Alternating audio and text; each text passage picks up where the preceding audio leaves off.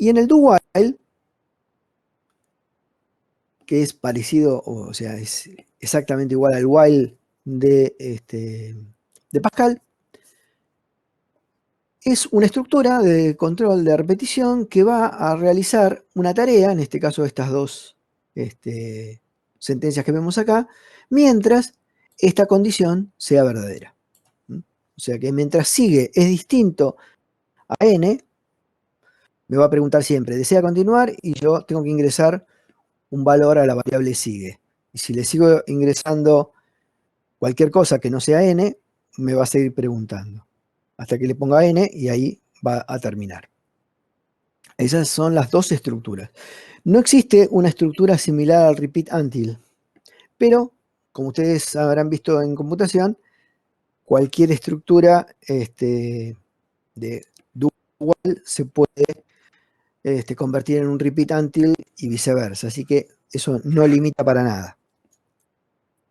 Ahora les hago una pregunta. ¿En qué casos utilizarían ustedes un do while y en qué casos utilizarían un do?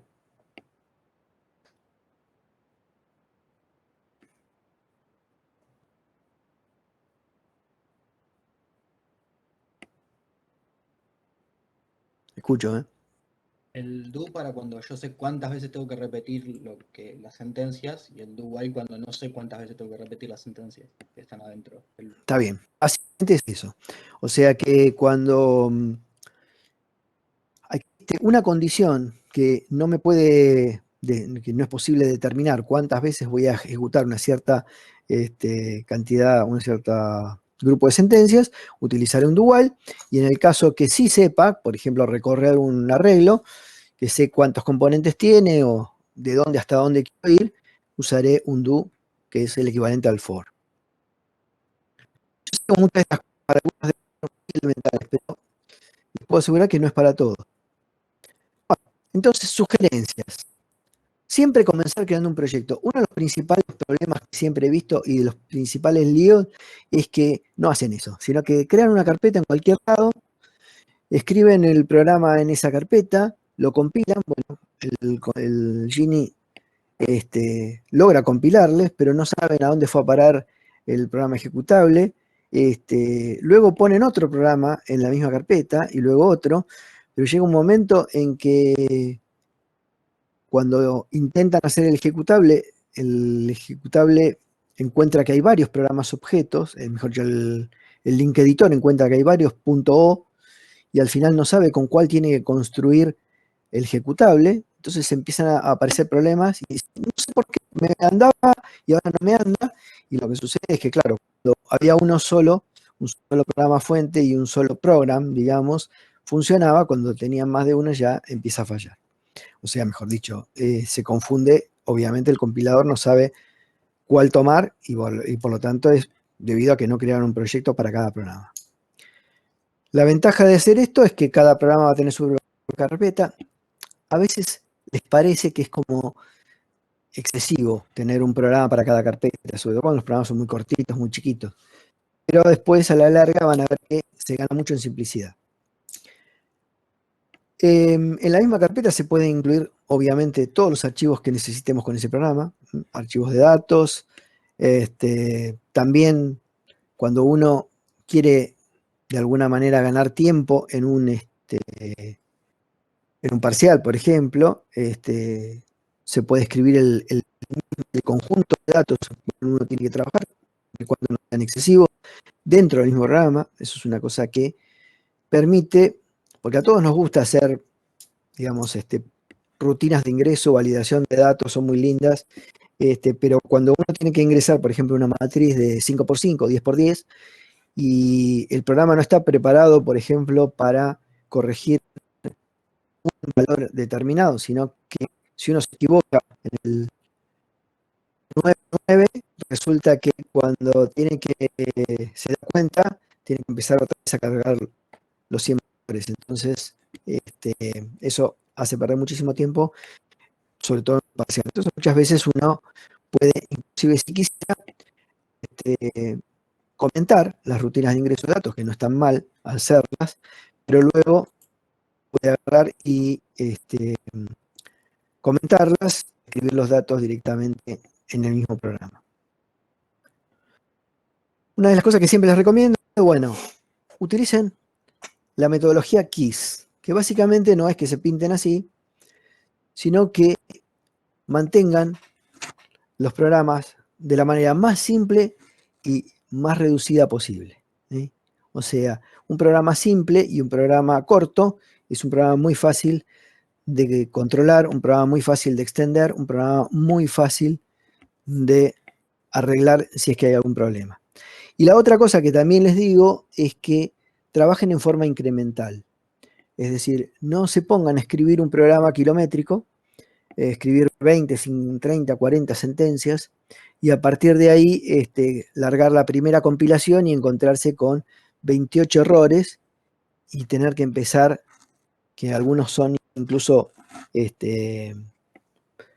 consecuencia de otros errores previos, entonces es una cosa que después es muy tedioso encontrar un problema ahí y sobre todo es muy tedioso. Así que hagan muy pocas líneas, compilen, asegúrense que eso funciona y agreguen funcionalidad de a poco, siempre incrementalmente. Bueno, vamos a ver el tema de arreglos, que es una de las cuestiones en las cuales Fortran es muy fuerte. Básicamente los arreglos no son otra cosa que una manera de empaquetar un conjunto de datos del mismo tipo. Y acá tenemos dos tipos, uno que conocen seguramente, en Pascal han trabajado con arreglos estáticos, y Fortran vamos a ver que permite la posibilidad de utilizar arreglos dinámicos. Los arreglos estáticos son aquellos que uno reserva un espacio en tiempo de compilación. Uno dice, bueno, voy a declarar un vector de 100 componentes. No importa si después uso 10, o uso 5, o necesito 150. ¿Eh? ¿Qué sucede? Que si uso 5 y lo declaré de 100, bueno, estoy desperdiciando espacio. Pero si necesito 150, estoy en un problema porque voy a tener que cambiar la declaración y recompilar el programa cada vez que necesite un término diferente. En los arreglos dinámicos, el espacio se reserva en tiempo de ejecución, no en tiempo de compilación. Entonces, yo no digo cuál va a ser el tamaño del arreglo y en tiempo de ejecución, o sea, en el momento que yo sé cuánto espacio necesito, voy a reservar ese espacio y luego lo voy a usar. Esa es la idea de los arreglos estáticos y los dinámicos. En cuanto a los arreglos estáticos, bueno, hay ciertas cosas que hay que conocer, como por ejemplo el rango, que son las dimensiones de ese arreglo, y el tamaño. El tamaño sería la cantidad de elementos que tiene ese arreglo. También la forma, cómo es que ese arreglo, que puede tener la misma cantidad de elementos, cómo está formatado, por decirlo de alguna manera. Acá les doy un ejemplo. Una matriz, en este caso le llamo matriz, pero en realidad sería más bien un tensor, tiene 10 por 3 por 2, o sea, es como si fueran dos matrices de 10 por 3, una adelante y una atrás, para darse una idea espacial de cómo estarían esos datos formateados. Y en el caso de abajo, ese que llamamos arreglo, fíjense que en el primer caso, en el de matriz, dice solamente 10, 3 y 2. O sea, asume que el primer elemento, el que, por ejemplo, apunta a la primera fila, es el 1. Va de 1 hasta 10. Luego las columnas van desde 1 hasta 3 y luego los tableros, digamos, van desde 1 hasta 2. En cambio, en la segunda declaración, que es exactamente igual y válida que la anterior, va las filas desde 0 hasta 9, las columnas entre -1 a 1 y los tableros entre 4 y 5. Si se fijan, ambos casos tienen exactamente el mismo tamaño y tienen también la misma forma, el mismo shape. Lo único que cambia es que incluso tienen el mismo rango. Lo que cambia en realidad es que los valores en los cuales varían los índices para poder apuntar a diferentes elementos son diferentes. Esta es una ventaja que tiene Fortran, que no asume, salvo que yo lo explique, como en este caso, que directamente sí puse 10, 3, 2, asume que el primer elemento es 1, pero de lo contrario me permite amplia libertad para poner cuál va a ser el primero y el último elemento de cada una de las partes del arreglo.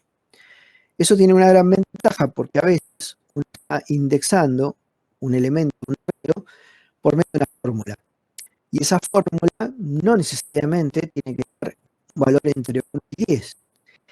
Cuando uno tiene que hacer eso, asegurar que el valor de la fórmula luego encaje entre un valor mínimo y máximo en los cuales los arreglos están expresados, tiene que hacer uno una conversión. En cambio, si uno, sabiendo cuál es el rango de variación de los valores de la fórmula, directamente lo pone entre los límites del arreglo, la conversión hace solo el lenguaje. Esa es la ventaja. Bueno, en cuanto a los arreglos dinámicos, lo que tenemos que hacer es básicamente, en el momento de la definición, declararlos con esta palabra reservada, que es allocatable, o allocatable. Es medio complicado de pronunciar. Que básicamente lo que quiere decir es que es un arreglo que es dinámico o reubicable. Esa es un poco la idea. En este caso, cuando los declaro, en este caso A y B, fíjense que le estoy dando con estos dos puntos, coma 2 puntos, cuál es el rango que tiene. No el tamaño, sí el rango. Digo, en este caso es una matriz porque tiene filas y tiene columnas. Mientras que en B, al poner un solo rango, estoy diciendo que lo que tiene es un elemento lineal o un vector, básicamente, un solo rango.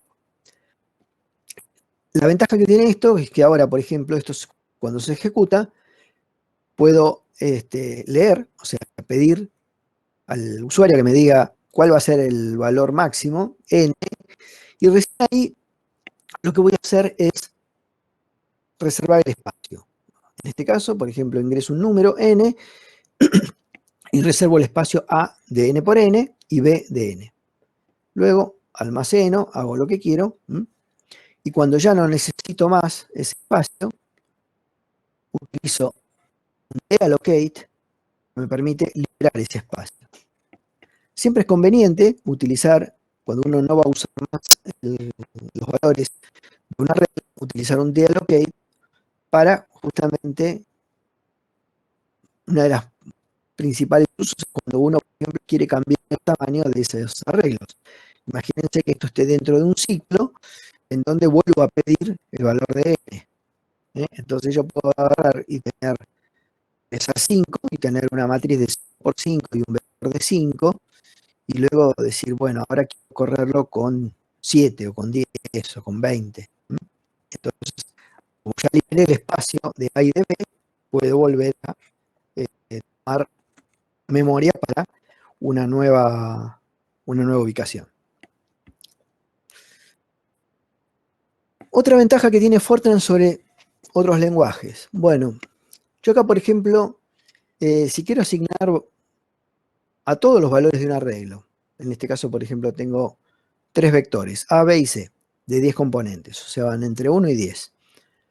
Quiero asignarle a todos los componentes, a todos los elementos, el valor 3, simplemente poniendo A igual 3, directamente le asigna a todos los elementos el valor 3.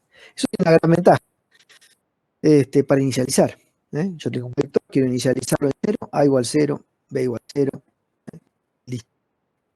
La otra parte interesante es, si yo, por ejemplo, digo que B es la raíz cuadrada de A, que es un vector, bueno, le aplica el operador raíz cuadrada a cada uno de los elementos. O sea, le va a sacar la raíz de 3 a cada uno de los elementos del vector A y lo va a almacenar en B.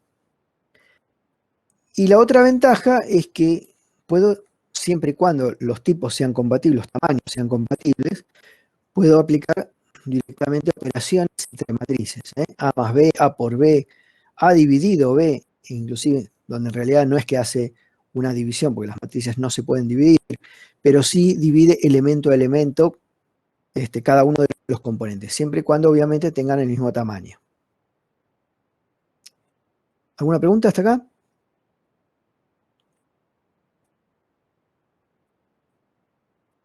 Sigo, ¿eh? Bueno, entonces, como pueden ver, las operaciones entre elementos multidimensionales, matrices, vectores, etcétera, directamente se pueden expresar como A más B, A menos B, A por B, A sobre B, y las operaciones las va a hacer automáticamente el lenguaje. Esa es un poco la ventaja cuando uno trabaja con matrices, con vectores y demás. Después, cuando uno tiene que hacer operaciones especiales, operaciones como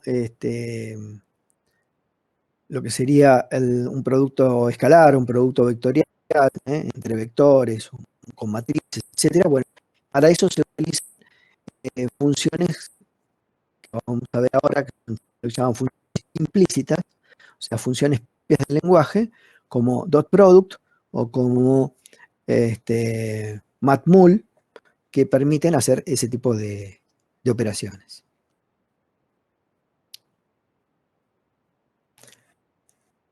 Y ahora vamos a lo que sería cómo referenciar diferentes elementos dentro de un arreglo.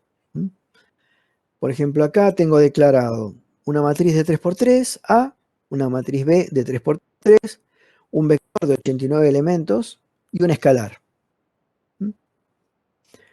Entonces, por ejemplo, la manera más elemental y que ustedes están más acostumbrados es directamente referenciar un elemento, por ejemplo, B22, y asignarle un valor si uno quiere.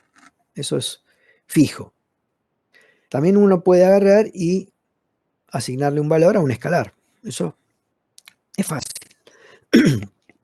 Ahora bien, ahora puedo incluso referenciar en el vector C, por ejemplo, por medio de una fórmula, que también puede ser una función o un conjunto de funciones u operaciones entre varias funciones, función de función o lo que quisiera. En definitiva, el valor final tiene que ser un valor entero y ese valor entero me va a permitir referenciar a un elemento de ese arreglo. Tengan cuidado, obviamente, de no salirse de los límites del arreglo, ¿no? De lo contrario van a tener un problema que enseguida, cuando traten de correrlo, le va a dar un problema de ejecución. Bueno, y por último, este es un poquito más complicado, pero que básicamente lo que hace es tomar un elemento de C, sacar la parte entera, y en este caso sacar la raíz cuadrada del valor de R, sacar la parte entera, y con esas, por eso les digo que es importante que los índices sean enteros para luego poder referenciar un elemento de B. Estoy yendo rápido porque nadie me está parando.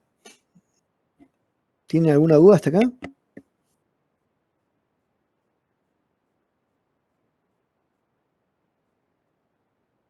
No, profe. Ah, bueno. Profe, yo tengo una duda. Dale. Me decía que habías puesto en la matriz, sumadas dos matrices, A más B. O sea, suma Sí. el primer elemento de la matriz A con el primer elemento de la matriz B, el segundo de A Exacto. con la... Así. Sí, lo mismo que para la división, por ejemplo, no existe la división de matrices, lo que hace es...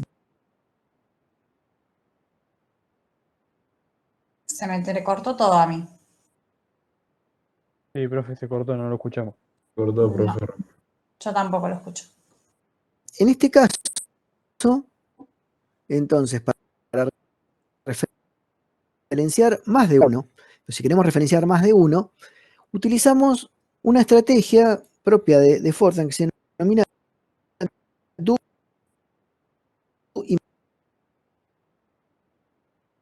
sin hacerlo en la manera tradicional, en definitiva. Por ejemplo, cuando yo escribo acá A de I coma, 2 puntos, estoy diciendo todos los elementos de la fila I. Eso significa que si tengo una matriz A de 10 por 10, cuando I vale 1, te escucho. Te escucho. ¿Puede ¿Hola? volver a repetir lo último, profe? Porque se entrecortó todo. Ah, ¿desde dónde? Creo que Sofía le había hecho una pregunta y a partir de ahí se empezó a entrecortar. No sé si el resto Ok, habrá dale, escuchado dale. bien o no. ¿Cómo andás, Manuel? Te reconocí la voz. Todo bien, está tranquilo, profe. Bueno, me alegro. No sé qué haces por acá de vuelta, pero bueno. Se me ¿Te gusta mucho venció la materia? la materia. Pero, qué macana. Bueno, yo pensé que lo que pasa es que te gustaba mucho la materia. Sí, me Este, gusta, pero se me venció. bueno. Esperemos que esta vez, por ahí en una de esas promocionás, qué sé yo. Vamos a ver.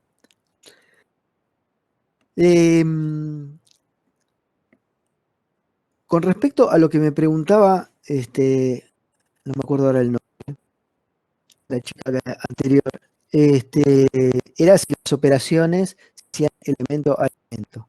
Sí, las operaciones se hacen elemento a elemento. Y cuando uno hace un cociente, por ejemplo, A sobre B de dos matrices, no es que se utilice una operación de cociente matricial, eso no es así. No es que multiplica por la inversa de otro tampoco, sino que lo que hace, divide el primer elemento de A por el primer elemento de B y así consecutivamente. Lo mismo la suma, el resta y el... En este caso, eh, la operación de referenciar varios elementos, díganme si se escucha cortado, ¿eh? ¿Escucha bien ahora? Un poquito entrecortado se escucha, profe. Un poco Ahora, entrecortado. ahora está bien, pero Ahora antes está no. bien. Para referenciar varios elementos, yo les decía de entrar acá porque me dijeron que desde el complejo, habían hecho una serie de arreglos y que la cosa funcionaba mejor. De lo contrario, tendríamos que pasar a un Google Meet, no sé. Yo le dejé incluso las dos alternativas. Si andaba muy mal esto, pasábamos a otra plataforma. Pero tiene todo el tema de pérdida de tiempo, ¿no? Bueno, en el caso que uno quiera referenciar grupos de componentes de un vector o de una matriz, se utiliza esto que se llama do implícito. Por ejemplo, tengo acá una matriz de 10 por 10. Un índice, en el do me voy moviendo por filas, o sea, me voy moviendo el índice i. Y acá, cuando digo a de i, dos puntos, estoy diciendo en la fila i todas las componentes. O sea que la operación de asignación que hago acá es sobre todas las componentes. En este caso, por ejemplo, estoy dividiendo los elementos de esa misma fila por un elemento en particular, por ejemplo, A y I. Esta es una operación que se utiliza mucho en los métodos de resolución de sistemas de ecuaciones lineales, se llama pivoteo, ¿no? Se llama dividir por el elemento diagonal, o sea, por el elemento pivote. Entonces, a toda la fila por el elemento II. Acá tenemos otro caso donde en vez de tomar todos los elementos de la fila I, voy a tomar solamente los elementos que van desde el 4 hasta el 8. Antes que me pregunte alguien, se trata de también los extremos cerrados, ¿no? O sea, el intervalo cerrado, desde el 4 hasta el 8, desde el elemento 4 hasta el 8. Y en este caso, por ejemplo, cuando digo AI 2.4, significa para la fila I, el elemento inicial, que puede ser 1 en este caso, es 1, hasta el elemento 4. Y en este caso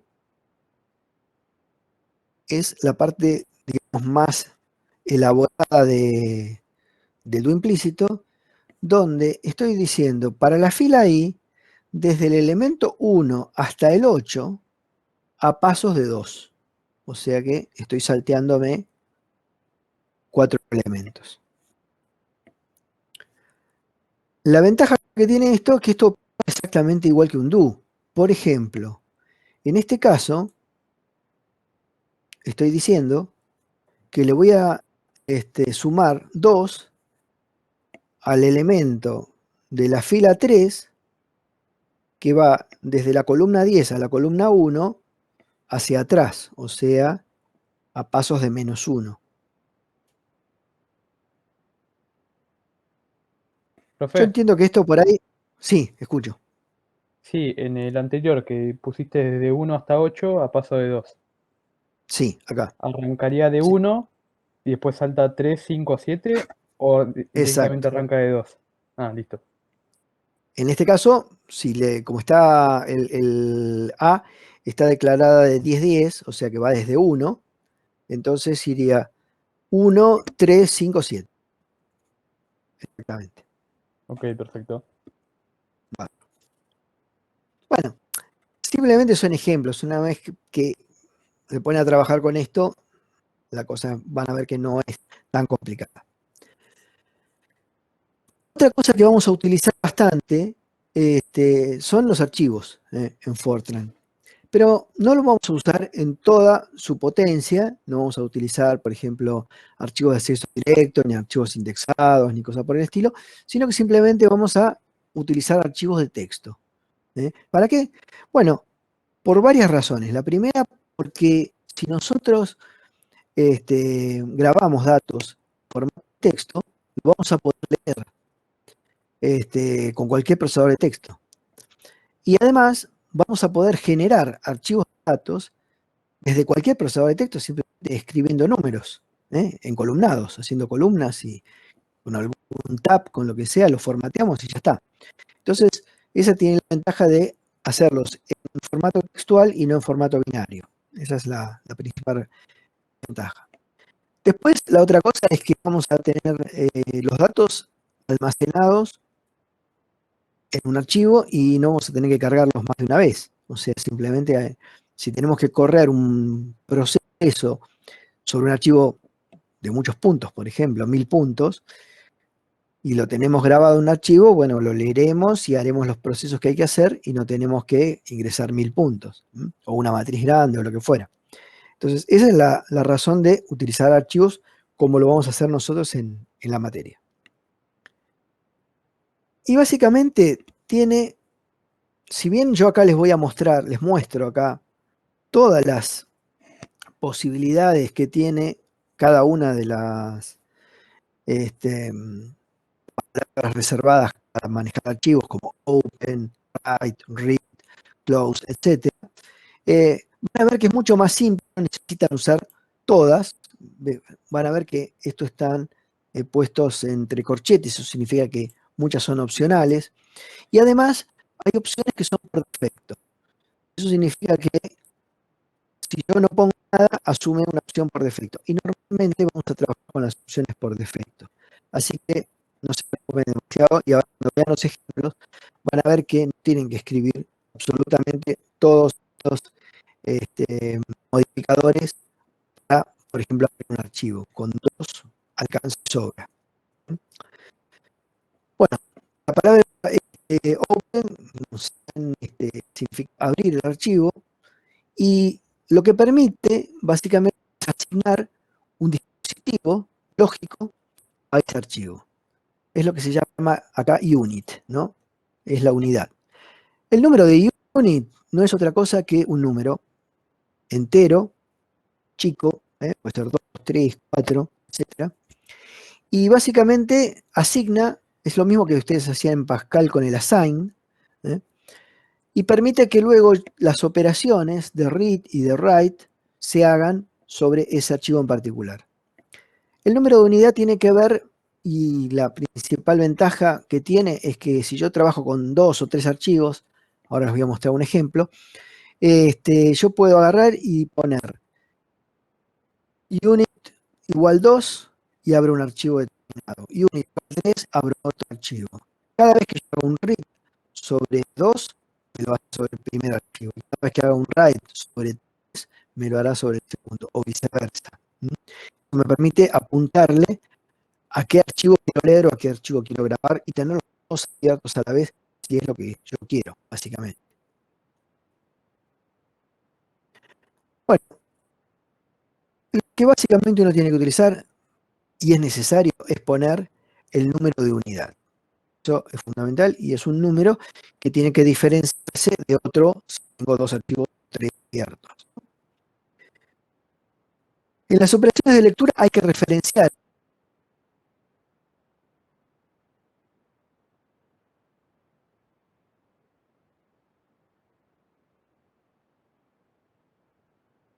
Profe, se cortó.